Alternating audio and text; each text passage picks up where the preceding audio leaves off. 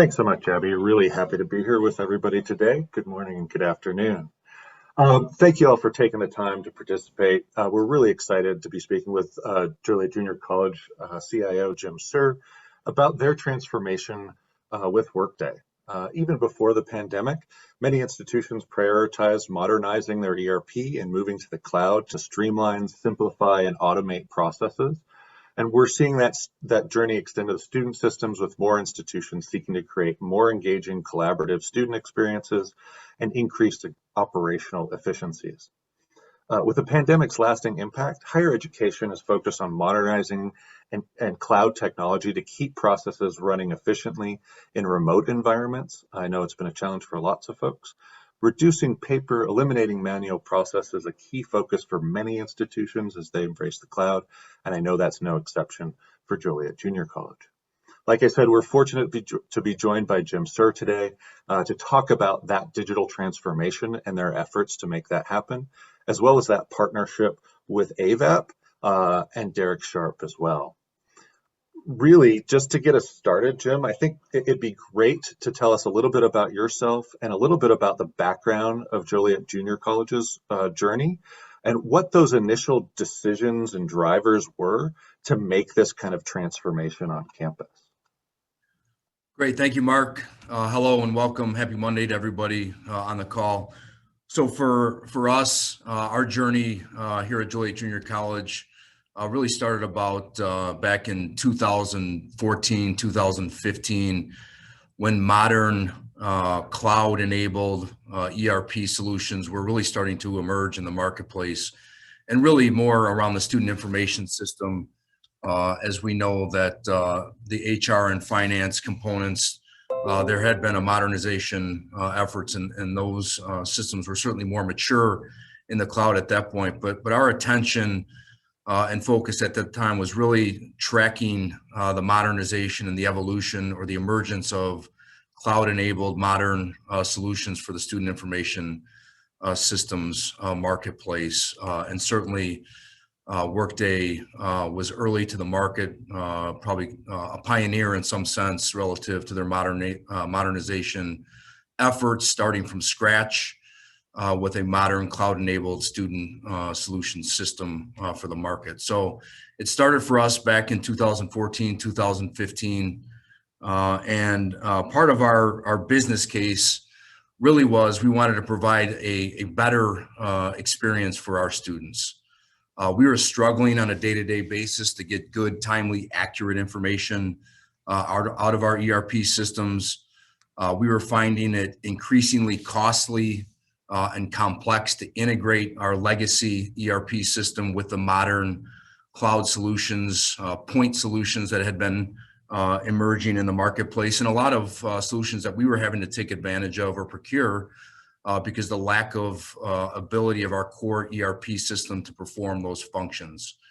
And certainly our incumbent vendor, we felt there was a lack of vision supported by a blueprint or a roadmap for how that solution was going to be modernized into the future. And that led us to a point where we really had to look at the market, construct an RFP, and get that out to the street, which we did back in 2018. Fast forward to today, we've gone live with our platform, or our HCM and finance components of Workday on July 1st, with the help of our tremendous implementation partner, AVAP, and of course with Workday support all the way along. And then I'm also pleased to announce that, in fact, today, just about an hour ago, this morning, we went live with student recruiting and admissions. So again, with great thanks to the AVAP team for their expertise and insight along the way, and of course with great support from Workday all the way through as well. That's terrific. And you know, I know a lot of those bolt-on systems, point solution systems, are a real driver for that business case. You know, maybe tell me a little bit more about some of that system reduction and consolidation and how that's really impacted what you've been doing at Joliet. Yeah, so one of our guiding principles was to simplify our architecture through our modernization efforts. We wanted to roll more of that, what we thought was core ERP capability or core student functionality back into the core ERP solutions, whether it's HR, finance, or student. In our case, at the time, I think we had identified within our RFP approximately 40 different third-party systems that we were having to bolt on, as you said, Mark, or integrate with our core ERP environment, and that was it was becoming impossibly complex to manage and maintain. It was becoming increasingly costly for the college and was not sustainable over the long term to continue to do that. The resource efforts on the college side from our staff perspective to manage, maintain, support, continue to procure from a replacement standpoint, the technology that was required to run all that just wasn't sustainable. We felt for the long haul, we felt like the costs were going up at a rate that we couldn't sustain, especially in light of some of the trends in higher education relative to enrollment. We thought it was going to become impossible for us to manage, maintain, and support into the future, which was certainly a key business driver for us as part of looking for modern solutions.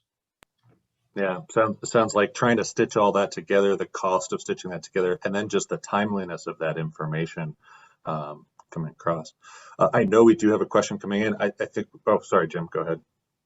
Well, part of that too, and I probably missed this point, was just talent availability, right? To have the right talent that can support everything that we needed, not only from our core ERP, legacy ERP standpoint, but all of the variety of integrations, interfaces that we had to construct and support. And every time you did an upgrade that would impact one system or multiple systems, there just wasn't enough talent. And we felt like the talent was diminishing in the marketplace as people reskilled in preparation for the modern cloud-enabled world that all of us now live in. So, Yeah, great point. Finding that talent to be able to keep these systems running, especially these legacy systems, it's often a challenge. Not to mention maintaining that security across 40 different systems. I can really appreciate that as well. Hey, Mark, yeah, Derek, go ahead. I wanted to just congratulate Jim and JJC too, not only going live with platform, but they just completed their 7th run of payroll without any issues too, and that is a significant undertaking. And I applaud JJC because they had some challenges in terms of making with resources, just like everyone else is having in the marketplace too. And they were able to bring additional resources on and still have a go live and be able to pay folks and accurately. And I think it's worth mentioning. And Jim, and I was going to mention too that Jim and I have been working together so long, we're starting to look like each other too. Jim's just got to grow a little goatee for you. Yeah, right. Yeah. Oh, that's great. I do see the question in the chat. Thank you for asking. I think we've got a couple here to kick ourselves off. We'll get to that one in just a little bit. So, I think we talked a little bit about that transition and then some of those other factors, right? We talked about that ease of use and having to be cloud-based, the integrated systems and reducing those silos.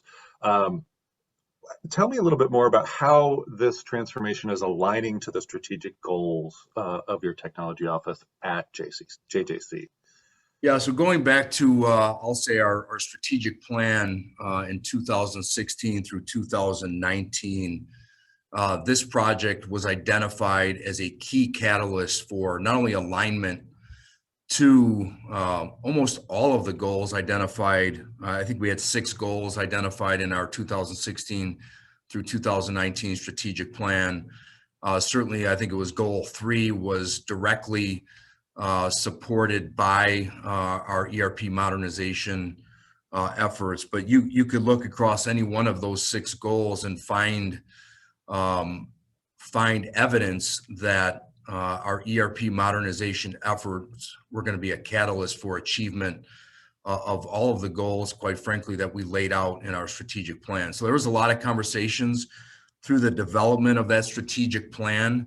And a lot of those conversations came back to, well, we really need to consider replacing our ERP environment, because we are struggling, like I said earlier, with just getting good, timely, accurate information out of our ERP environment. It's hugely manually intensive to do that. The expertise that we had mostly resided within IT or within our institutional research office.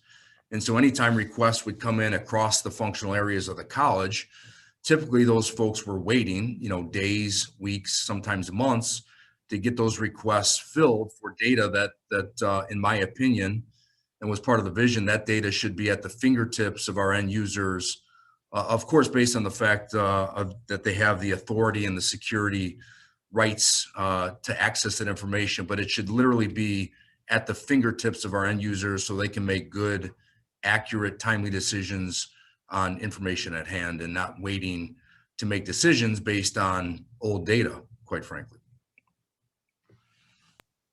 Yeah, can't agree more. It's that access to data and the right data with a secure way of delivering that is key. Yeah, having spent almost 2 decades in higher ed myself, that was the hard part, right? Getting data to the decision makers. So getting to this point doesn't happen in a vacuum.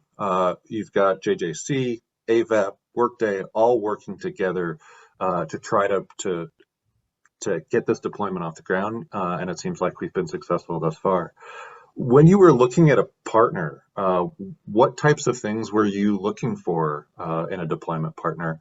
And what other advice would you be giving to other institutions that are about to take on this transformation? Yeah, that's a great question. And I'll just say that I think every institution in higher education is unique in some way, shape, or form. Certainly, we all have common challenges. In some cases, we serve common student populations, but I think each organization is unique in its own right. Each organization has its own culture that it's established through many years and in many decades, and quite frankly, over a century for us here at Joliet Junior College. But from my perspective, and again, this is just my opinion, but the one factor that I was looking for in an implementation partner was a firm that brought people to the table that had been through the war before. And when I say been through the war, I mean they had been through this journey of ERP modernization.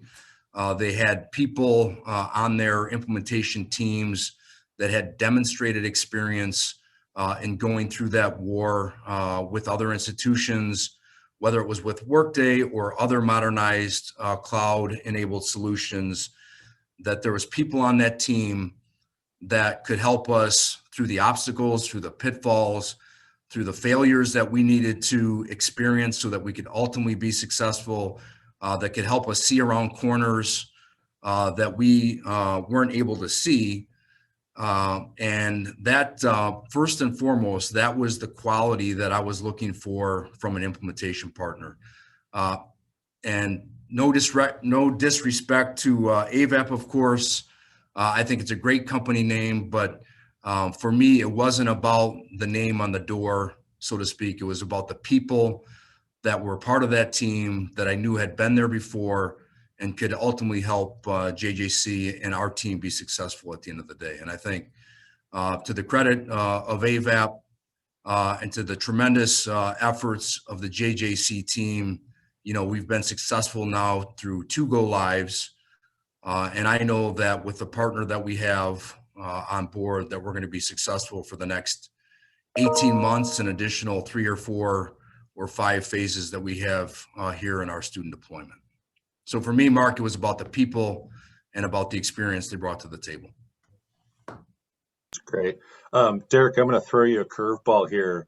Partnerships go both ways. What made Joliet Junior College attractive as an institution that AVAP wanted to come and support?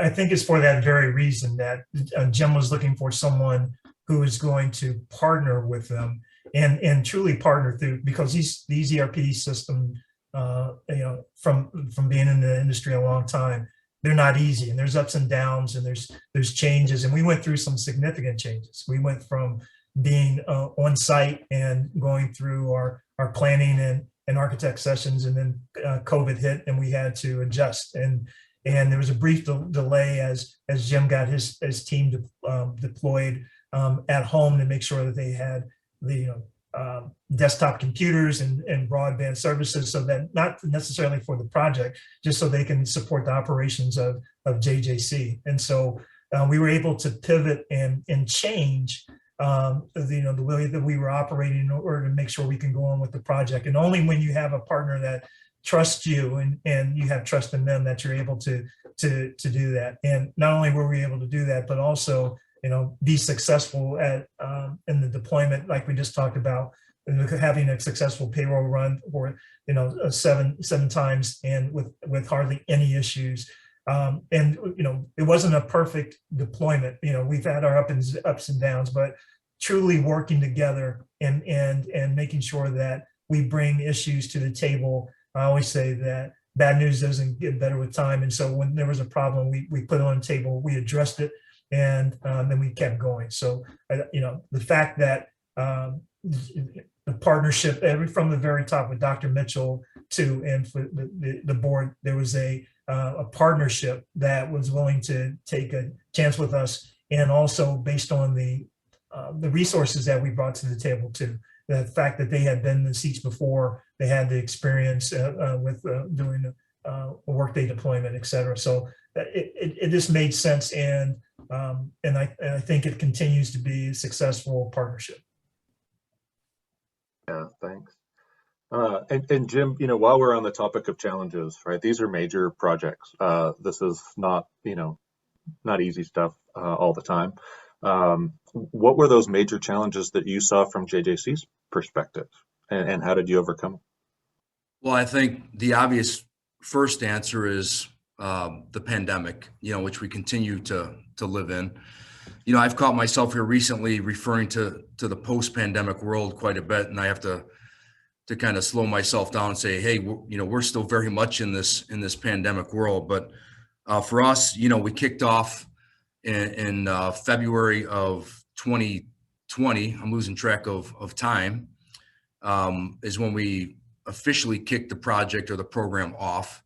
A month later, we find ourselves in the COVID pandemic, and so we decided at that point to pause the program for a month, just to give ourselves a chance to breathe. There was a lot of other challenges and priorities, of course, that all of higher ed and institutions were dealing with at the time as we shifted to 100% remote customer base, 100% remote staff.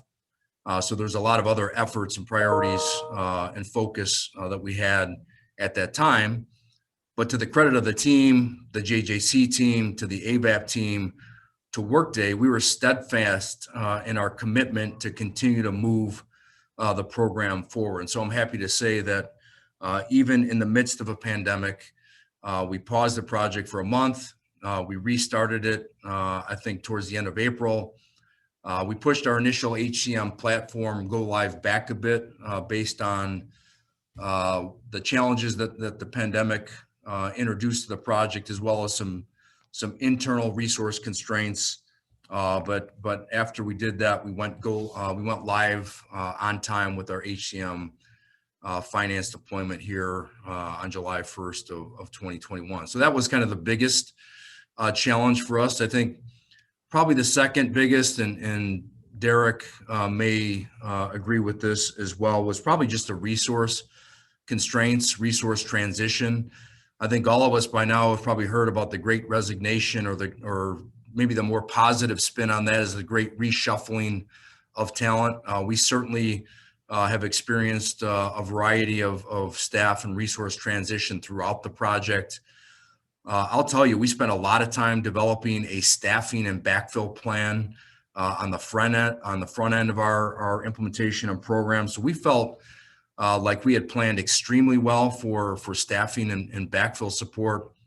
The pandemic hit, and there was just things that were occurring that was very difficult for us to keep up with. We had invested in training our subject matter experts in the functional areas here. We not only the investment in training, but their on-the-job experience through the implementation was critically important. And then we had a variety of those folks that left us mid-flight in the project, and that's certainly something that I would advise anybody going through this project is you have to plan your staffing and backfill support extremely well. And even when doing that, there are things that happen throughout the implementation because of the length of it. You know, when you're talking about a 3-year program, you're going to see some staff transition. You have to plan for that. I'd say plan over and above for that. Make sure that you have resources, multiple resources with knowledge in every critical functional area, because that's kind of where I think we saw a big challenge, was just that resource and staff transition on the college side that impacted the project in a variety of ways. To the credit of our team, and all the credit goes to our team, they were able to see their way through the implementation to go live. AVAP was an incredible support for us through that transition. When we asked, they brought additional resources to the table for us as part of the program. And ultimately that helped us see our way through those challenges and to the successful finish line ultimately. Yeah, that's terrific. Yeah, like I was saying, it's never simple, easy. It's a long, hard process, and having those right resources in place is critical. So, you know, we've overcome a bunch of challenges getting there. You've gone live. Recruiting on the student side has just gone live. Now that you've been live, what have been the initial most impactful benefits of the Workday deployment? Yeah, Derek kind of touched on this a little bit earlier, but we have had 7 successful payroll cycles. Actually, this will be our 8th payroll cycle this week. Really, after about 4 or 5, we started every pay cycle. We added an additional element or an additional level of complexity to the pay cycle. Especially if you think over the summer, we weren't paying our adjunct faculty or full-time faculty for the fall term in those early pay cycles. So we added our faculty, we added our adjunct faculty to those pay cycles. We added a variety of temporary and part-time workers. Oh, by the way, we approved a combination of of 2 bargaining units in the middle of all of that as well. We had retro pay considerations for one of our larger bargaining units. Retro pay extended over a 1.5-year period that we had to figure out a very complex calculation on retro pay. So it seems like every pay cycle we add an additional element or additional level of complexity. And so as I sit here today, you know, again, we've had 7 successful pay cycles. There's been very few issues that we've experienced with payroll as a result. Any issue that we did identify, we were able to proactively identify and make sure that we were reached out and communicated with impacted employees and got those issues resolved quickly as well. But certainly that's one. I expect that continue. The adoption and assimilation by the college on our payroll cycle and affected subject matter experts continues to increase with each payroll cycle, which is good. A lot of our business processes are improved and now automated. And when I say automated, things, you know, activities show up in our Workday inboxes for us to take action on. We don't have to be prompted by our administrative assistant. We don't have multiple pieces of paper shuffled through the office in interoffice envelopes or carried in folders by our administrative assistants from office to office. So when you think about leave requests and procurement, accounts payable, accounts receivable, expenses, travel, a lot of those things are now very much automated with our go live of Workday on July 1st.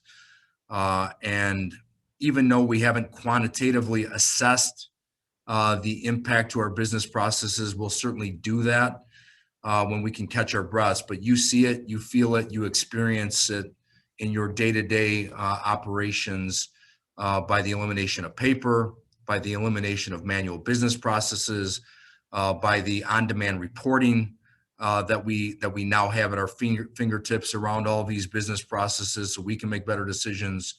So that's been a tremendous benefit or benefits with respect to our HCM finance go live on July 1st. And then this morning, we literally went go live a couple of hours ago on recruiting and admissions. And so as the days and weeks move forward, we'll know more about the level of automation. And really on that side, it's really more about how do we impact positively the student experience by eliminating obstacles in applying to the college and then matriculating and enrolling as a student here at the college. We'll learn more about that as we go forward, but there's already a lot of automation, a lot of improvements that we've been able to get with just go live here on day one, and our ability to identify prospects, communicate with a variety of prospects in a more proactive fashion, and then get them through that process in a more automated way and eliminate their obstacles in doing business with the college going forward. That's great stuff, right? Even just early on, having that much success and that much value added to the university, or college rather. So, I think we've gotten through a majority of our big questions that we had prepped for this. I know there's a ton of questions in the chat.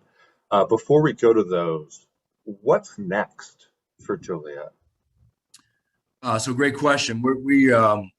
I've said this to Derek and a few others here internally as well. We're flying the plane while it's on fire, so to speak. And not that it's literally on fire, but there's just so much going on when you think about we're literally 8 pay cycles post go live on platform. We literally just went live on student recruiting and admissions. And then we have a full 18 to 24 months ahead of us for the remaining phases of our student system implementation. So there's no rest for the wicked. In fact, we have our student phase 2 kickoff this afternoon. And so we'll recognize our folks in a little bit of an event here this afternoon. And then we are very quickly off and running on the balance of our student system implementation, which will take us through fall of 2023. So a lot of work still ahead of us. We are still operating in 2 systems, our legacy student system as well as Workday. So there's a lot of integrations and interfaces between those 2 systems to make sure that data remains happily synchronized. And there's a lot of effort that it takes to get to that point. So we'll live in 2 systems, especially on the student side here, for another couple of years as we continue to wean ourselves off of our legacy environment and then go forward bravely into the future in our modern Workday world. So, which we're incredibly excited about. But that's in a nutshell what's next for us, Mark. And we know a lot of work ahead of us. The work doesn't stop today with this go live, but we do want to smell the roses a bit today, and then we'll quickly roll our sleeves back up and get back to work on the rest of our student deployment. That's terrific.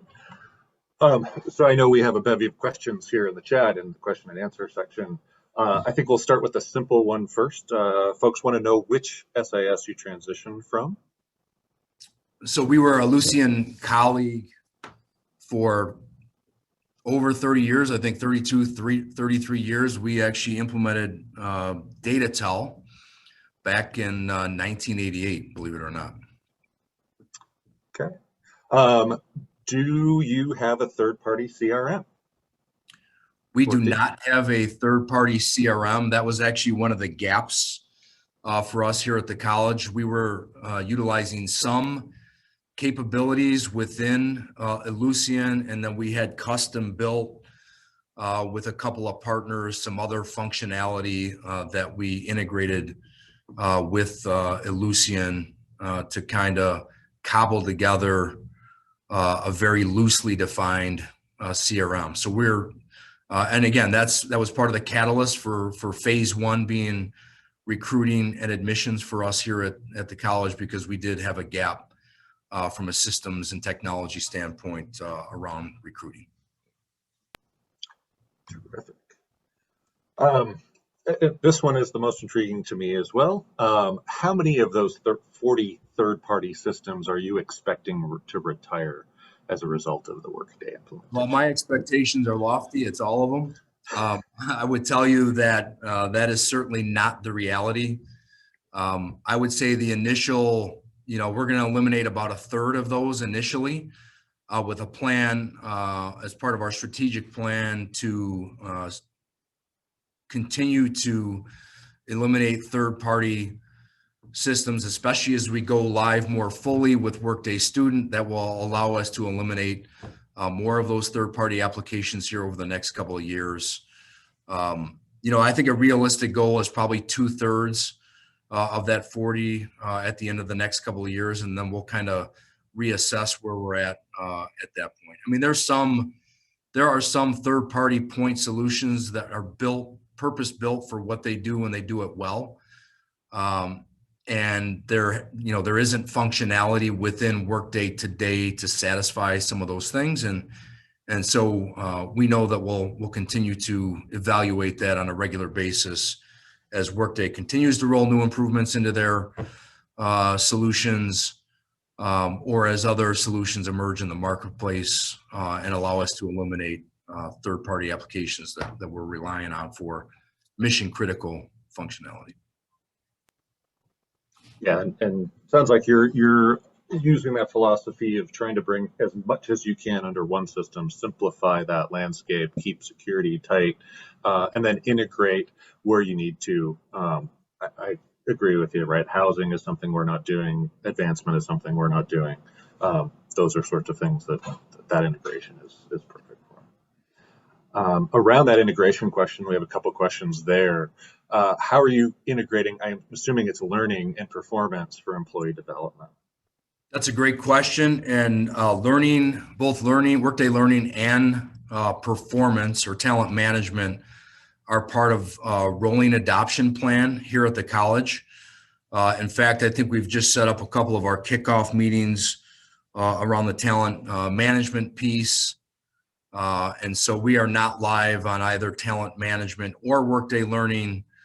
We're currently on Halogen for performance management, which is owned now by Saba, I believe. We do plan to go live in this fiscal year with both talent management and Workday Learning. That will allow us to eliminate our Halogen solution for talent management.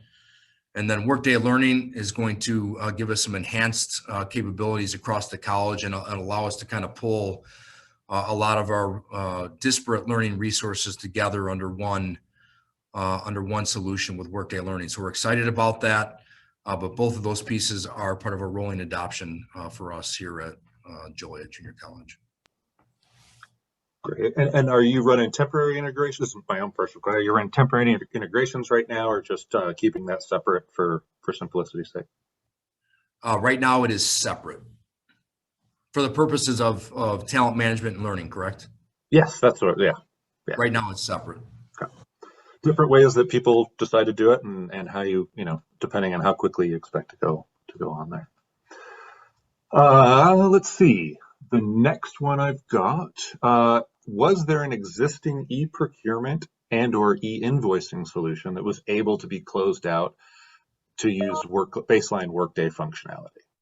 Yeah, so for procurement, we used ESM, and we did shut ESM down when we went live on July 1st with Platform. We do have a inquiry-only subscription with ESM on the procurement side, which we'll have in place for the next year, just for a historical transaction standpoint. but we are fully live on Workday for procurement and invoicing.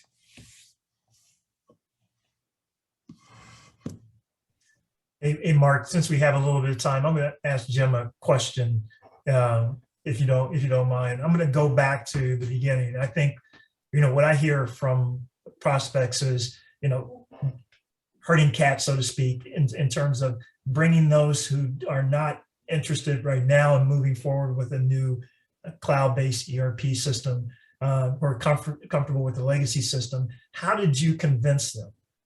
How did you get them to move off of their position to, take the chance on moving forward with Workday? Yeah, I would say that, in some respects, we're still very much in that process of convincing, or I'll call it converting folks. Anytime you have a legacy technology or a legacy system for 30 plus years, you certainly have long-term employees that develop a passion, certainly develop an expertise around those capabilities and systems. In a lot of cases, they were the ones that brought the idea to the table. They did they committed their blood, sweat, and tears to the implementation of that functionality. And so and rightfully so, there's passion and loyalty to those solutions and functionality. And so I don't want to dismiss that, because I think it's important. And I think that historical perspective and that experience, if harnessed correctly, is highly valuable to your implementation. And so I would say nourish that, leverage that expertise that is brought to the table. At the same time, a lot of those folks that were loyal and committed and passionate about our legacy systems certainly understood that there were some challenges there. They understood that the world was changing, that modern cloud-enabled solutions were coming to bear in the marketplace. They were attracted certainly to some of that functionality and what it meant to them and to their role, and to the departments that they served. And we saw a good population of those folks get converted by way of the program, the project, their role in it, their ability to provide input, to provide feedback, to bring that historical knowledge and perspective to bear on the project, to be shown that they were valued, that expertise and that history and their experience was valued.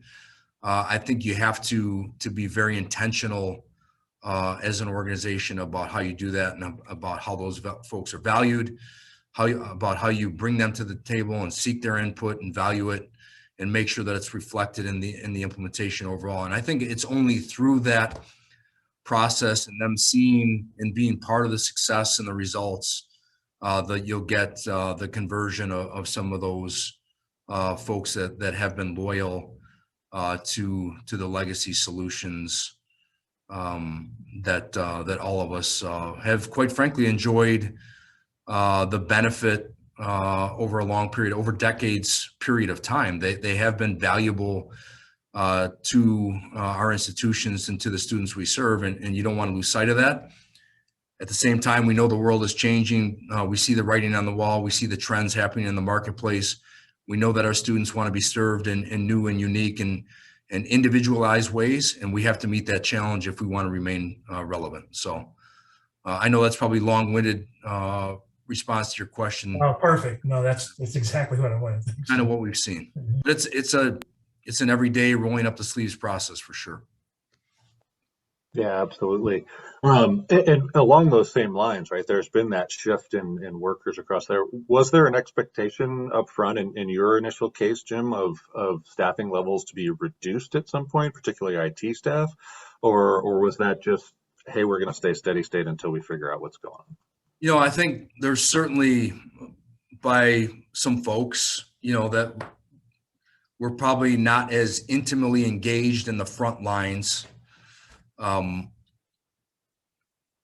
certainly I'm probably one of those folks. If you go back to 2014 to 2015, when you think when you allow yourself to think and fantasize about efficiencies gained. But it was never about a decrease in staffing or resources for us. It was reallocating or redeploying staff to higher value activities. That was really, we knew certainly that we were going to have to staff up during the implementation because you were going to have to backfill and do a lot of things just to get yourself resource wise through the program and through the project to be successful.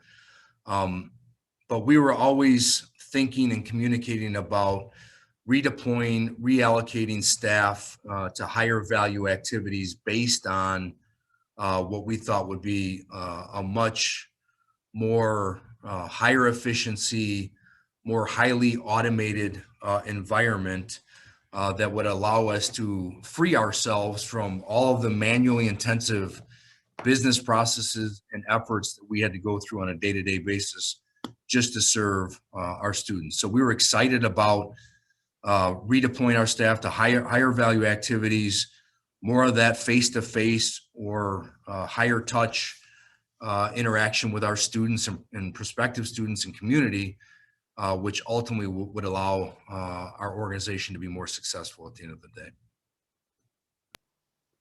Awesome. Yeah, it's the same philosophy I take in my business cases as I build them with institutions, right? It's a shift in resources and perhaps a time savings, but not necessarily a hard dollar savings. Shifting gears just a little bit, I know we've got a question in the chat, and I kind of like this topic. What about data migration? What are you keeping in terms of historical data? How are you going to report historically? And what are you doing in terms of trying to keep that alive? Yeah, I think that's a great question. We certainly haven't skinned that cat yet, so to speak. We have migrated, I think, really only a couple of years, depending on which business process we're talking about. We've probably only migrated a couple of years of data at this point. We have planned to address historical data more as we go further into the project and get some more of that. Get some time to catch our breath and re-strategize about historical data and transactions and where that lives. I'll tell you that we've had a lot of conversations here recently about Prism Analytics, about Workday planning, especially Prism. We see that more as a priority for us. Being able to get some of those historical transactions from third-party systems, especially into Prism, and allow our user community then to access historical transactions and data, at least in some prominent way, shape, or form through that platform. In other cases, we do feel like we'll bring more historical data in directly to Workday as we go forward as well, and get some time to kind of catch your breath, get some resources available to dedicate focused energy and time around that issue. In the short term, we are, although we're reducing our subscriptions with current third-party providers, down to kind of an annual subscription and having only inquiry-only access, at least as a short-term strategy, so our staff can access historical transactions in that fashion where the data has not been migrated yet over into Workday, and developing a more midterm or longer-term strategy about data migration and access to transactional historical data. Yeah, awesome. If you weren't going to mention Prism, I would have. It's one of my favorite things to talk about. And since that gentleman, I think it was John Wood, had two questions in there, I'm just going to jump to the next since we're in the chat. Any thoughts about cost would be great to hear. Any cost savings in a TCO analysis? How long do you expect to recover and that transition and startup costs? That's a great question, and we could probably have a few hour meetings just to talk about all the details that go into that. I'll tell you that Workday was critical early on in the process to do a a business value assessment where they brought a team in, looked at our transactions in the functional areas, and we were at least able to develop a good plan for return on investment and that payback period as part of that early on exercise. We've learned more about that as we've gone through and have done some more refinements to our budget and took a 10-year time horizon. So we lengthened our time horizon that we wanted to look at. We make sure that we accounted for living in 2 systems throughout the life of the program and the implementation, at least for the first 3 years. So we think we included pretty much every variable into that model that you can possibly think of. The one thing that we did not know at the time, of course, was the pandemic and what that would mean to our return on investment and TCO model. I'll tell you at a high level, we have planned for a 4.5-year payback on our investment, and we were extremely pleased that we could pay back that investment within a 4.5-year period of time, especially when you consider that we have to pay for 2 systems for at least 3 years of that program. So about 4.5 years for us. It's going to be different for every institution based on the variables that you have to put into it. But I'm happy to say that our payback period is about 4.5 years on the investment, and that includes the Workday subscription. It includes all of our AVAP professional services and implementation costs. It includes a variety of other third-party contractors that we've brought in to kind of shore up the program in a variety of ways to do some custom development, data integration or interface work, things of that nature as well. We've actually employed a third-party program manager for this program that sits in between that wears the badge of the college, but sits in between the college and AVAP and Workday. So it's been a tremendous collaboration and program construction for us. It's worked extremely well. So we had to account for all of those costs as well as part of our payback and TCO model as well. Yeah, that's great. So I want to check off on as many questions as we can get through here today. There's 2 on travel and expense. Did you implement the expense module? How's it working out with P-card transactions and travel? If not, why?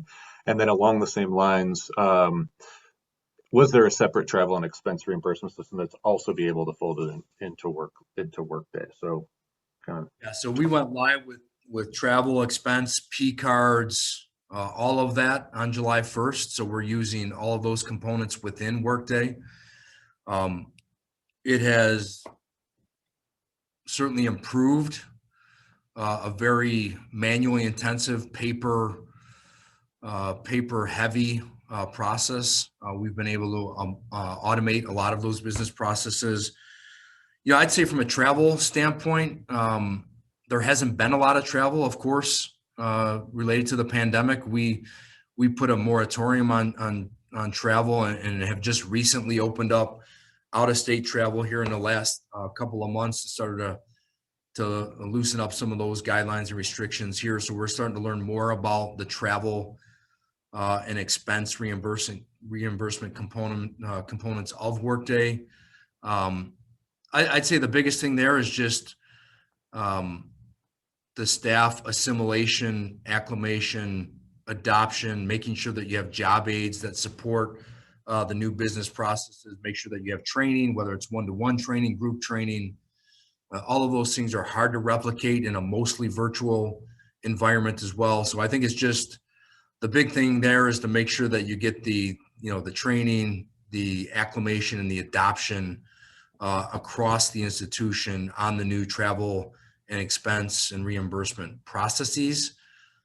Certainly Workday is fully functional and has the ability to automate a lot of those processes. And we've already enjoyed some increased efficiencies, certainly in those areas. All of our P cards are being done within Workday.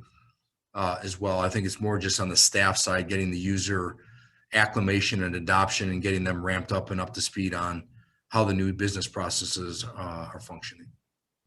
Yeah, from personal experience, I came from a colleague institution to Workday, who obviously uses Workday. I did not miss my tape and copy machine and searching through my my different accounts to try to find the right codes. So, with that discussion, right, about engaging staff across campus and using the automation within Workday, we had a question in the chat from Christian. They're in the second month of a 12-month implementation, and how did they keep excitement, engagement in the project team when they're participating in entire day meetings, frequent testing, competing priorities? With a second question that came in, did AVAP assist with both project management and change management? And how did AVAP engage in that way as well? So kind of a question to both of you. Yeah, all of those are great questions. I mean, the first one, I think it's funny you asked that question because we are in the process of hiring, for the first time ever, we've created internally an organizational change manager position. In fact, we wrap up our second interviews today, and we've asked that very same question of our candidates, is how do you keep staff motivated, encouraged, supported, especially in a program like this or like these that are longer duration programs. I mean, if you look at platform and student, that's a 3-year duration of a project. We certainly saw staff fatigue. It certainly has been a challenge to keep folks motivated, encouraged, supported, celebrated. We've tried a variety of things around at least trying to celebrate in any way we could. Milestones along the way. You have to do that. You have to celebrate, even if they're small wins. Celebrate and recognize your staff. You have to get creative in this mostly virtual environment of the implementation. We've had some opportunities to bring staff together, keep them socially distanced, adhere to PPE guidelines, where we've been able to celebrate, recognize project teams around our successes. You do that through email, you do that through face-to-face, you do that in virtual meetings. For us, we have general sessions at the beginning of our fall and spring terms.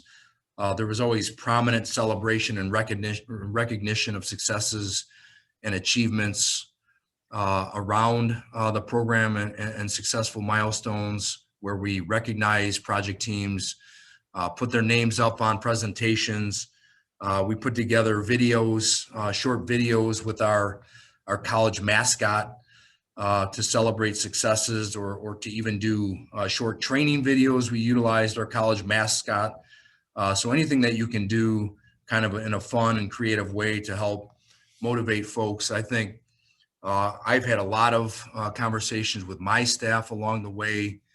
You have to know kind of the peaks and valleys in the intensity of the project, know when to put your foot down on the gas and know when to take it off. When you go live and you're successful, giving your staff a blow, letting them take a half day off or a full day off, or not working, working 6 hours instead of 14 in a day because there's a gap in the project plan or the timeline or the program, or you just went live with a small or achieved a small milestone. You have to know how to manage that workload throughout to like you said, keep that endurance of the staff going.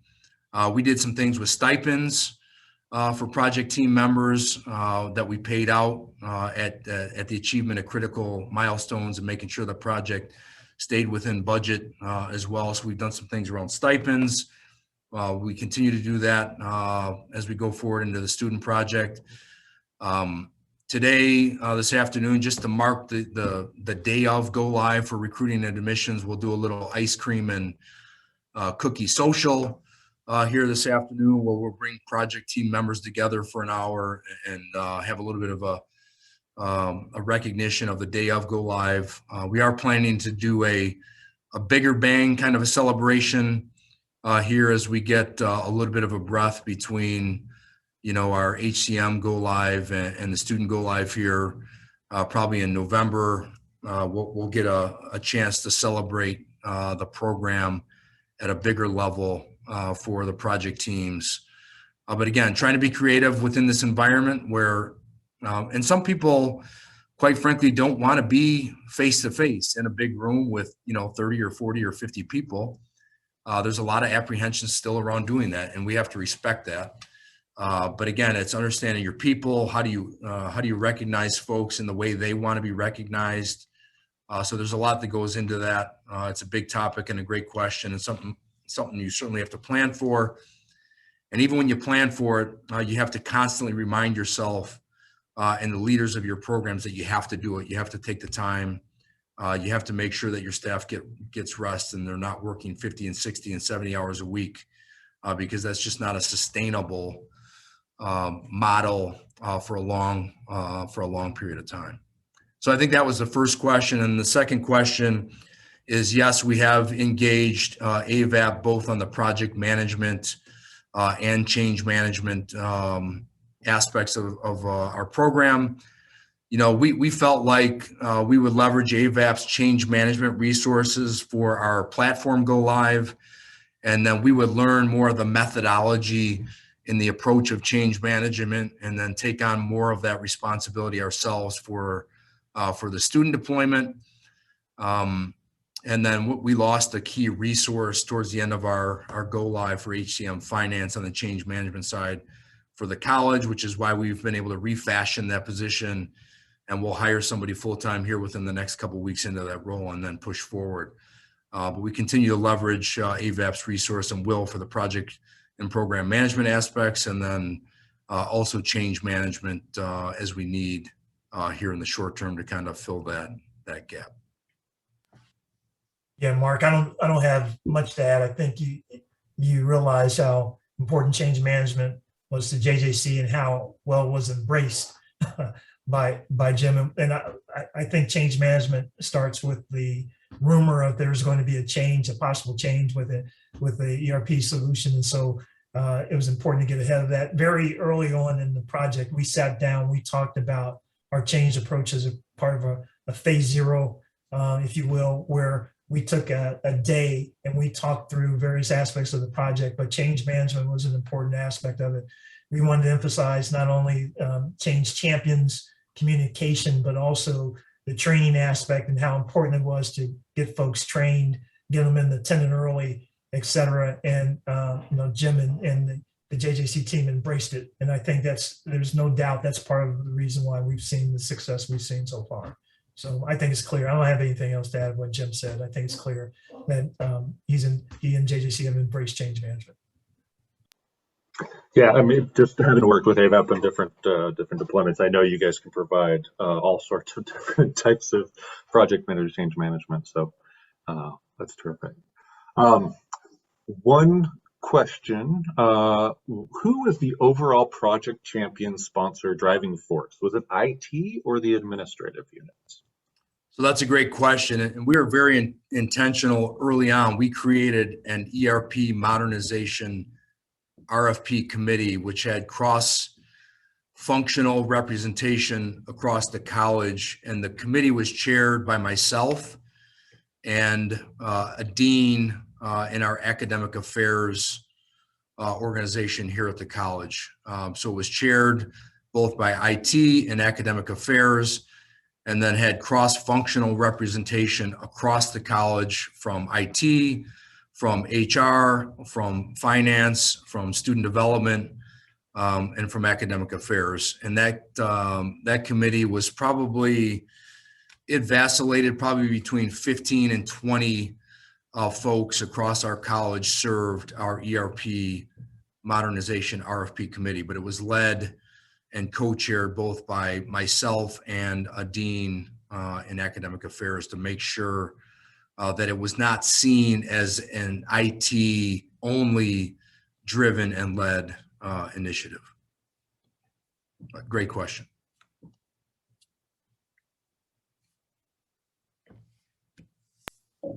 Terrific.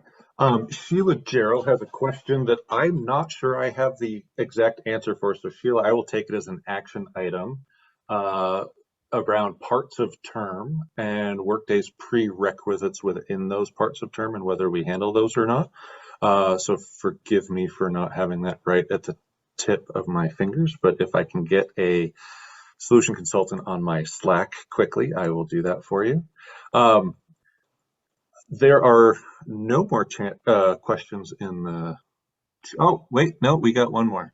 Do you use a third-party payment processor like TouchNet? If so, when on the implementation timeline will you transfer those integrations? We do, and we'll continue to use that third-party payment processor. And right now, we don't have a specific timeline or project around rolling that directly into Workday. So I think more to come.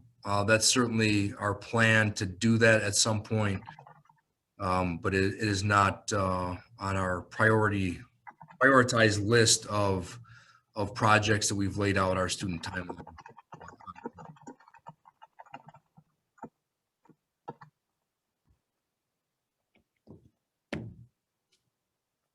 Sounds good. Let's see. How does Workday assist with enrollment reporting to the National Student Clearinghouse? And you may not be there yet without student being fully implemented yet. Yeah, I know I've been a part of some very preliminary meetings on that topic. It's certainly part of the academic foundation. But I'd have to rely on others to give you a kind of a better answer on that and when and where in our timeline that will be addressed here going forward. But I know it's come up certainly in our academic foundation discussions and meetings that we've had to this point. Yeah, and I think from the Workday perspective, we've got a ton of obviously customers that report to the National Student Clearinghouse. The reporting out of Workday, I think, is the answer there, right? Being able to create those reports, have those ready, share them across Workday customers, right? Getting to that as well. So one question we just had: what's the biggest lesson learned through deployment that would be helpful for schools on the call to know, right? Well, that's a big question and a great question. And I think the answer is probably different for everybody that's gone through it or will go through it. It's really kind of depends on the current situation of your organization, your strategic plan and your vision for where your institution is heading is certainly part of that. I think when I think of, we never certainly planned for a pandemic as part of smack dab in the middle of our implementation. I would tell you that you have to. I thought we planned extremely well for our resources, for our staff. We created an entire staffing and backfill plan. We put a lot of time and energy and focus into that. I don't know that you can plan that well enough. And sitting here in hindsight, I think you have to make sure that you make every single possible effort to make sure that you have a solid staffing and backfill plan. And then, whatever factors or variables that you put into that plan, increase it by, 25, 30% to give yourself some buffer. We probably didn't execute to that staffing and backfill plan the best that we could. And there's a variety of reasons for that. Certainly the pandemic was certainly part of that. Oh, by the way, all of us figured out that we enjoy work-life flexibility over the course of the last 18 months. So, we certainly had some staff transition for those reasons as well. But for me right now, I would say it's making sure that you plan your staffing support and backfill for your program, make every single possible effort and then some to make sure that your plan is a critical piece and component as part of your program implementation. That's probably the biggest lesson learned for me. Awesome. Hey, and I did not mean to miss Karen's question in the chat. Sorry, we've got Q&As and chats going on, just trying to get everything wrangled. Her question, if you have multiple locations, can you address how you handle locations in regard to finance, payroll, HCM facilities, et cetera? Did you build your tenant at the room level or at a higher level? And I know there's complexities within that tenant build section that we can talk about all day long, but perhaps you can address that. And then Karen also wanted to know a little bit more about data governance and how has that changed data governance within JJC. I have my own whole soapbox for that. Karen, if you ever want to talk to me, I'm happy to share. But Jim, I think they really want to hear from you. Yeah, so I'm probably not equipped to give you the detailed level answer you're looking for. We probably have to engage others, and I'm happy to facilitate with some folks that were intimately involved in that. I'll tell you that we do have multiple locations. We have 6 locations here in the district that we serve. We have configured those locations within the Workday tenant. But beyond that, I would have to engage our folks at a detailed level. We are still very much using a third-party system, 25 Live, that has more of our details around our rooms, locations, and rooms, the characteristics of those rooms. All of that data still very much lives within 25 Live. In fact, in part of our assessment within our RFP process, we determined that 25 Live would be a system that would have to continue to live on, especially as we went live and come back to it as Workday capabilities and functionalities evolved, and consider that as a later date to roll it back into Workday at some point down the line. So we very much still use 25 Live for that purpose. We have configured locations within Workday itself. So I'm hoping that satisfies the question, at least for an initial response. And then from the data governance standpoint, a few years back, we did establish a data stewardship committee. I'll tell you, it's been through a variety of fits and starts. But we do, probably for the last 18 months or so, we have a very highly functional data stewardship committee. We have developed a specific mission for that committee. Data governance and data stewardship issues are being brought to that committee on a monthly basis. Certainly the Workday implementation has been a standing agenda item for discussion within our data stewardship committee discussions and conversations. Issues from the implementation and program have been brought to the data stewardship committee for review, guidance, and advice as part of our decision making as well. So very happy about the evolution and the maturity of our data stewardship committee and their role, not only within our Workday implementation, but across the college around the issues of data governance. But it's been very helpful and supportive as part of our program and the Workday implementation at this point. And we'll probably take another step up as we get more into the academic foundations and the rest of our student deployment over the next couple of years.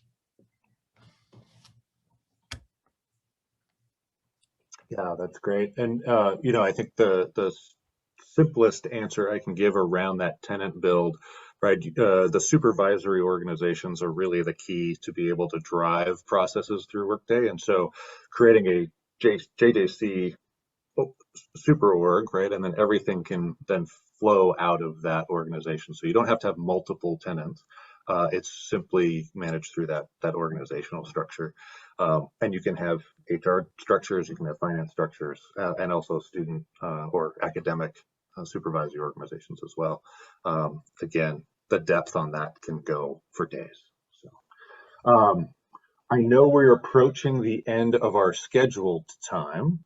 I'm just peeking through the chat. Here we go. How do you anticipate Workday student allowing JJC to be more competitive? Understanding that right now it's just tough in the higher education marketplace. Yeah, I think it really gets back to our strategic plan and our guiding principle. We want to eliminate any and all obstacles for students, prospective students, parents, our community for, generally speaking, doing business with the college. We know that the higher education landscape is evolving rapidly. The trends continue to say that we're seeing less students come through our doors for a variety of reasons. I think, in my opinion and perspective on this, has changed in recent years, but I think right now our biggest competitor is students choosing not to go to college. And so we have to find out a way to make sure that doing business with our institutions is free from hassle, free from obstacles, free from unnecessary steps in the business processes. It has to be automated. It has to be intuitive. We have to take a more consumer-oriented approach to serving our students and our customers if we want to remain relevant and compete not only with other higher ed institutions, but with a variety of other competitors that are emerging or have emerged in the marketplace. I don't know about everybody in the call, but we're certainly seeing a decline in enrollment over the course of the pandemic, for sure, where students have decided not to go back to school in some cases. So our enrollment has declined a bit. We're certainly, we saw a little bit of positive trends back in the right direction this fall, but we're by no means back to pre-pandemic levels, and we're going to continue to monitor that over the next couple of terms. But if we want to remain relevant, we certainly have to take a more consumer-oriented approach to how we're serving our students. And that starts with eliminating any and all obstacles that they have in transacting business with us, so that our value proposition at the end of the day kind of wins out over a variety of competitive and alternative decisions that they can make and will make going forward. So I think time will tell, but we feel like the question of to modernize or not, to me, is a obvious answer. And what that means for every institution is different and unique. So everybody has to make their own decisions based on their current situation, what their strategic plan and vision are. And the answer will be different and unique for all of us. But the question of modernization is an obvious answer. In fact, I did a presentation. I'm on the CNBC Technology Executive Council. I did a presentation titled "Upgrade or Die." And again, that's just my personal opinion and personal perspective based on what I've experienced here through the years. But I truly think that that's the decision point that we're at, especially with the increasingly rapid pace that the higher education landscape is evolving and changing at. I don't know a better way to end this discussion of upgrade or die, because I think you're right. Modernization isn't really a choice, right? It's a must do if you're going to compete in today's economy and in today's higher education landscape. However, I do want to give Derek a chance to maybe give our last word and then say goodbye from my side. Thanks everybody for joining us. Derek, I'll let you take us home. Well, Mark, I want to thank Jim for just a great webinar and being so candid and also giving clear examples that I think will resonate with those folks who are on the call today. So thank you for being a great partner. Look forward to continuing to work with you. And if there's any questions, additional information that you need from any of us, well, I think that we will provide contact information as a part of an email with a link to this, the recording for this webinar, so that if there's some parts that you have missed or you want to go back and review, or if you had any additional questions, feel free to reach out. So thanks, everyone. Yes, thank you, Jim, Derek, Mark, for sharing your Workday experience with us. It was certainly valuable. And thank you for everyone who joined us today. If you have any questions about Workday and you want to talk about how it can deliver a competitive advantage for your institution, send an email to info@abap.com and we'll get a conversation started. Thank you again for joining us. There is a brief survey at the end, and we appreciate your taking a minute to respond and letting us know what other topics you'd like to hear about in the future. Thank you again. Thanks, everybody. Thanks, Jim. Thanks, everyone. Thanks, Jim. Thanks, folks. Appreciate it.